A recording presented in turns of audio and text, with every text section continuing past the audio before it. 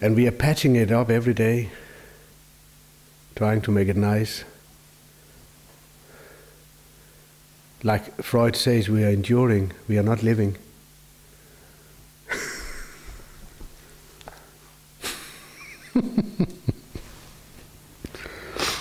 The world of grief is what everybody lives in. So you had to look beneath the surface of the world of grief. Why are we so scared of look underneath the surface of all this grief we are looking in? We may call our happiness. What we call happiness is also grief, because it comes and goes. It's not real. It doesn't last. Nothing lasts, and that is really the world of grief. And we identify all the time with some of it.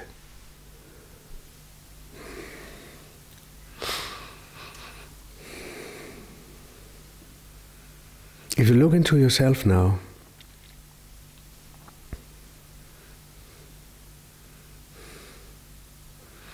there is a reality behind all this that goes on in your body, in your feelings, in your thoughts, but you are unaware of that reality.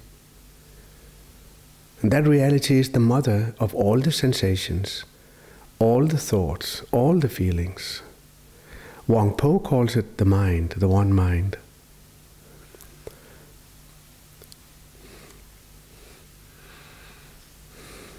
But because there is a constant identification with moods, thoughts, body sensations, perceptions, we are not becoming clear.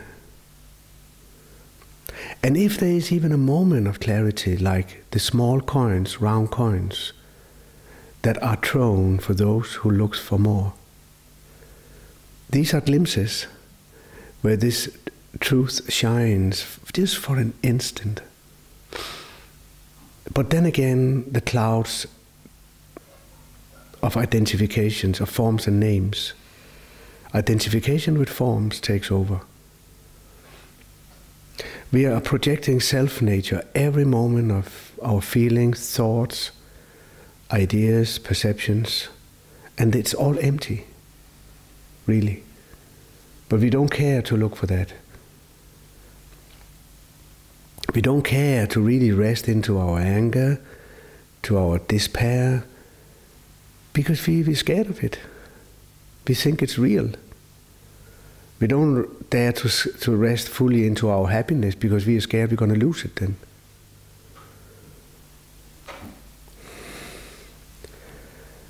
And if we really just rested into all these appearances, we will find that they are eventually this one mind, the only thing that really exists.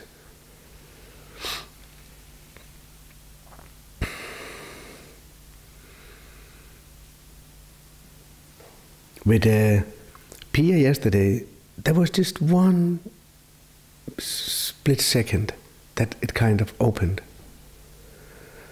And then again it closes up. What is it that closes up? It is the thinking process, the identification,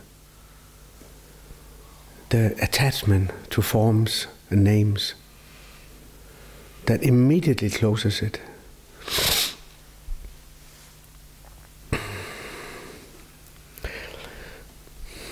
Just feeling into your inner space now, the body, your moods, your feelings.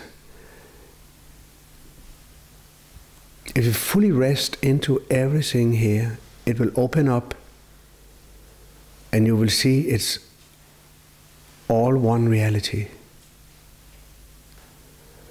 Myself, my true self. The only reality that is. It appears as the millions and millions and forms and names. It appears so. But if you live appearance, if you're living in appearance, you're living grief, in the world of grief.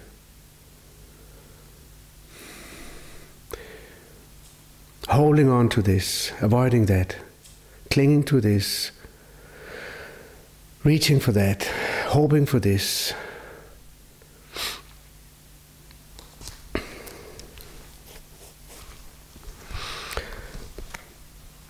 Mind is like the void, in which there is no confusion or evil. As when the sun wheels through, it shines upon the four corners of the world. For when the sun rises and illuminates the whole earth, the void gains not in brilliance. And when the sun sets, the void does not darken. The phenomena of light and dark alternate with each other, but the nature of the void remains unchanged. So it is with the mind of the Buddha and of sentient beings. If you look upon the Buddha as presenting a pure, bright, or enlightened appearance, or upon sentient beings as presenting a foul, dark, or mortal seeming appearance, these conceptions resulting from attachment to form will keep you from supreme knowledge, even after the passage of as many eons as there are sands in the Ganges. There is only the one mind, and not a particle of anything else in which to lay hold on, for this mind is the Buddha. If you students of the way do not awake to this mind substance, you will overlay mind with conceptual thoughts. You will seek the Buddha outside yourself, and you will remain attached to form, pious practices, and so on, all of which are harmful and not at all the way to supreme knowledge. We talked about that mind is like the void. I said the void cannot be described. The void is that which is present before it enters into time and space. It is like the neutral light you send through a prism. You have a neutral light and you send it through a prism, and it bends into 7 colors. And even though it becomes red and green, it still is pure light, neutral light. But it doesn't seem so.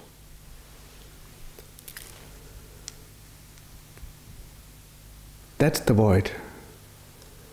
It's inherent in everything. It is essentially everything, and every color, from yellow, red, green, blue, is all, as you know, neutral light, essentially. Essentially, but it doesn't appear so. All your forms and names, all your sensations, all your feelings, all your thoughts are just like colors. But essentially, they're all that mind substance, but it has no color. That's why nobody's interested in it. That's why, if it should be happening for just one moment, David Whyte calls it the small round stones that was thrown for something who wants something else, someone who wants something else. We throw it away all the time because it has no color. It has no form, no name. So we cannot be here even just for this. Even for a split second we cannot be here. We're rushing away immediately because into some that has color. Oh, it feels like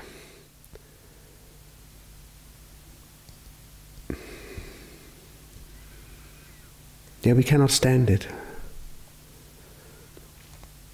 But if we could stop and stand it for a moment and adjust our eyes to it, we will see that it is the biggest blessing there is. Mind is like the void, in which there is no confusion or evil.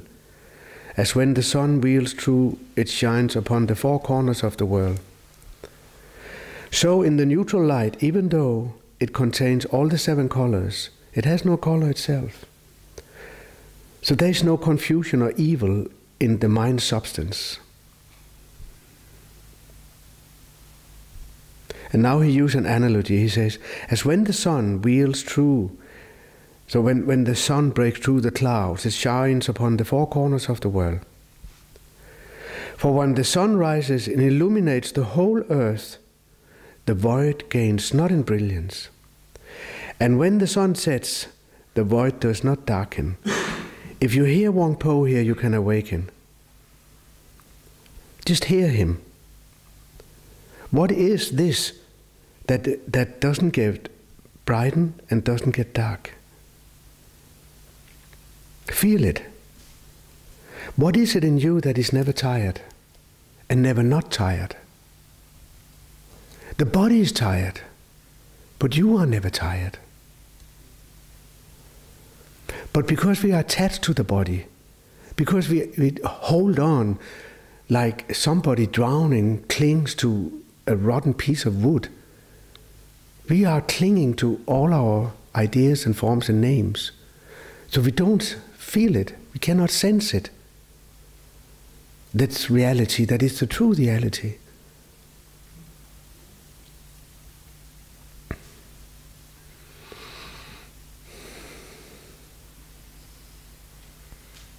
What is it in yourself you call the same? Without which you would go crazy. What is this deep sense of sameness that is the same when you came 3 days ago and as when you're sitting here now? Feel that.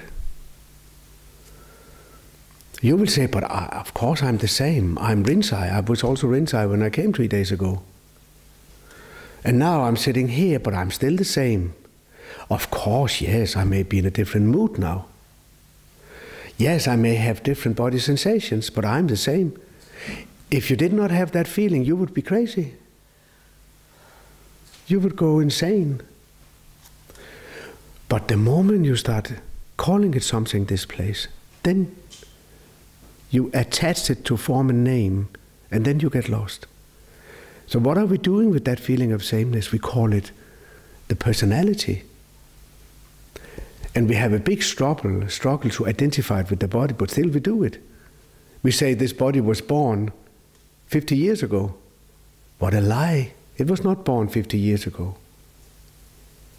But that is the projection, that we project this deep sense of sameness to something that is fleeting and passing and illusory. And that's why the ego gets a certain convincing quality, because we project something into it that doesn't belong to it.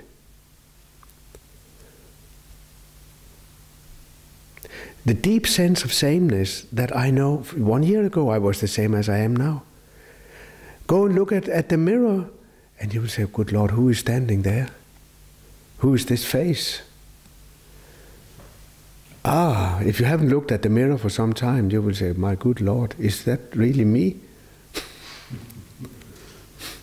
Or if you look at it Sunday morning, after a whole night, whatever, you'll also say, is it me? What is it that is the same? Don't talk about it, and don't attach form to it and name, but sense it. That is the mind. That is the void. That is the substance.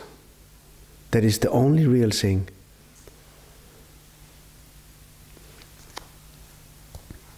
But don't think about it and you are gone. Just sit with it and let everything else go. Or just listen to what Wang Po says and you will understand. When the sun shines on the world, the void, that reality doesn't gain in brilliance. As I told you, you are never tired and you are never not tired.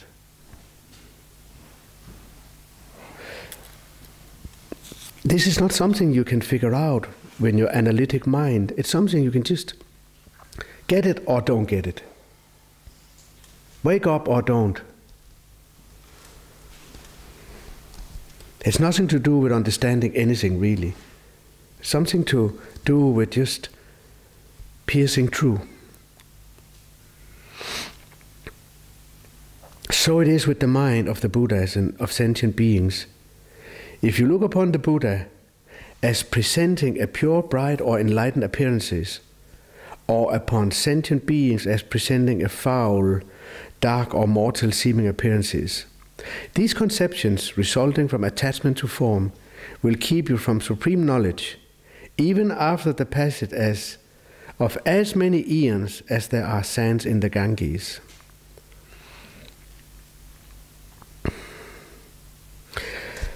I told you that the Buddha is the same as Christ. Buddha is not a person. But because we are so identified with the personality, we keep on identifying the Buddha as a person. A very nice man sitting in great peace with folded hands and meditating. For thousands of years, he's just sitting there and nothing can disturb him. He's a perfect man. Just like Christ. Yeah, Christ is hanging on the cross, but it's the same. He's also in peace. We are projecting on these forms and names, but the Buddha and the Christ is not a person. It is the truth. It is the mind substance. So if you look upon a Buddha as presenting a pure, bright or enlightened appearances, or upon sentient beings as presenting a foul, dark or mortal seeming appearances, it means that, the Buddha has a beautiful yellow color, and the sentient beings, the normal idiots walking around, they have a brown color. That is being attached to forms. You have to look beyond that and see that even the brown color is neutral light. And even the red color is neutral light, essentially. But because we are attached to appearances, we look at people and we say, he is really high developed. And that person is really not so high developed. This person is this and this person is that. This is looking at colors and not seeing the neutral color that makes it up. We don't see it beyond appearance. So we try to change the colors. Somebody comes with a lot of brown colors in the aura, and we say, good Lord, we have to change that man into some more yellow colors. So we start working on the emotions and try to change the emotion into something more pleasant emotions.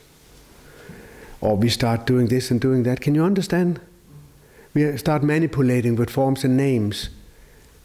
And totally, we are not aware that the man is already perfect. He's already perfect. He just appears differently.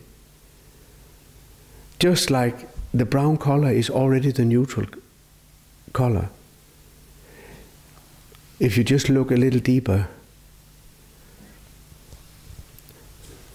So in this work, we are not just trying to change the brown color to a red color, or a brown color to a yellow color. We are playing with the colors, but the purpose of inviting us to see true and see that it's all neutral color. Feel it. It's already here. Perfect.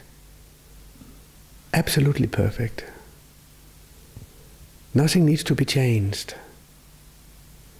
Your very changing will keep you away from it.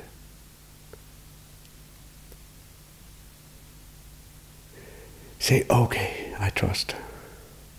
I trust there's no need to do anything. I just relax.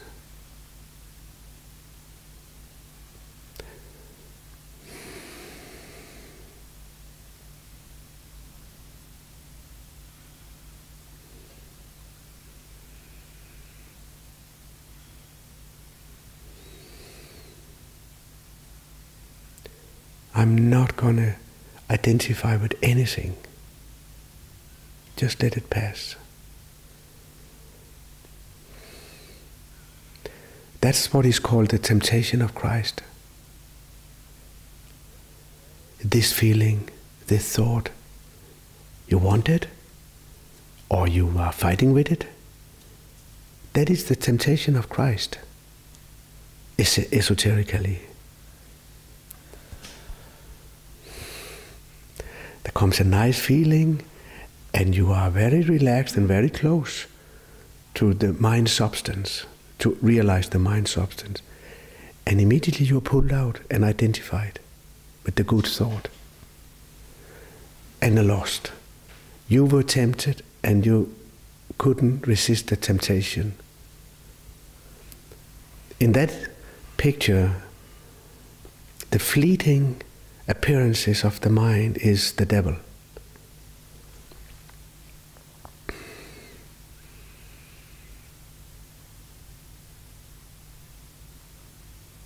And Christ is in a desert, because it seems like a desert.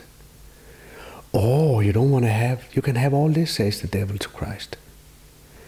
If you're going to be with me, you can have all this. I'm going to give you anything you want.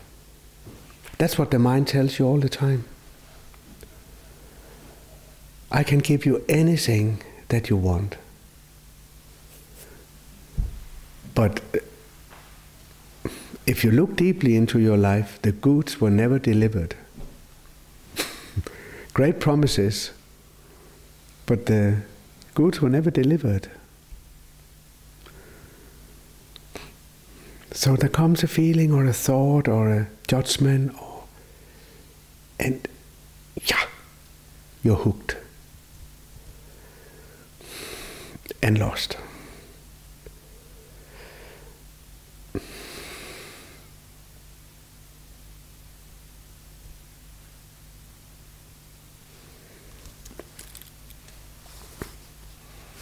These conceptions, resulting from attachment to form, will keep you from supreme knowledge, even after the passage of as many eons as there are sands in the Ganges.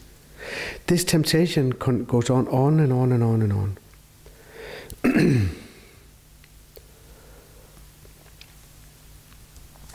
And if you have a glimpse, if you truly see the small pearls, the small stones that are thrown away by someone who looks for something else. If you truly, I felt with Pia yesterday, there was just one split. It went so fast. I said to her, that which you truly are now is also taking form of the person Pia. In that moment, she slipped, just very, very quickly, but it went so fast. In that moment, the mind substance was available. And it went like a subtle shock for her. I know, because I know that landscape. But you're probably not aware of it, you're just aware of something like kind of gentle psychological shock, or because in that moment you were out of the trap of forms and names. You were free, just in one, but it went so fast. It went so fast so that you, so to say, did not get identified with that mind substance. You identified again with Pia. And then that experience just became an experience in the past. And you immediately said it. Yeah, it was nice. And I said, no, it was not nice. It is nice. Because you immediately talked about it in the past. But I just keep on talking about it as a way to tell you that it is how it is. Suddenly it shines through, but so incredible quick. And it is because you have made that mind your home. You have made that conditioned story that we call the thinking mind, the conditioned mind. Now I talk about two minds. When I talk about the mind now, I talk about that which we have made private, that part of consciousness we have made private. Me. And Wang Po talks about the total mind, the one mind, which is all there is. But a fragment of that is the personal so-called mind. What is this personal so-called mind? I'm Swedish. I'm living in this body. It's my car. I'm driving around in this body. It starts getting a little worn out. I had to take it to the workshop more often than usual. But still it's driving okay. Put some super petrol on it and then it goes. It will last forever. I know, it will last forever. Only the neighbors' bodies are dying, not my body. My body is absolutely, it will always live. And memories, I'm a Christian, I'm a Hindu, I'm a Swedish. And all this is kind of making up this, what we call the private mind. And that's just but a fragment of the totality of consciousness. So, when we are around 4 years old and we have learned a language, that language helps us tremendously to identify as a specific person living in a particular body. This is your father, this is your mother, this is your uncle. And the language helps us to totally identify as a separated entity. And this is called the primordial fall. And that is why we are so scared of all kind of rejections. Because they remind us of this primary rejection from source, where we became an individual, where we became separated, because we ate from the tree of knowledge. And we were thrown out of paradise. Really, we are not thrown out of paradise, it's a way of talking. So that's why whenever you feel any kind of rejection, you go, you hate it. Because it's a reminding of something much deeper. And so this basic rejection that everybody has passed through, every person, is what gives rise to the ego mind. The ego mind becomes a new home, it becomes a protection, and becomes a way to deal with that rejection. The ego is nothing but a certain specific individual way to deal with that rejection. That is what you call your personality.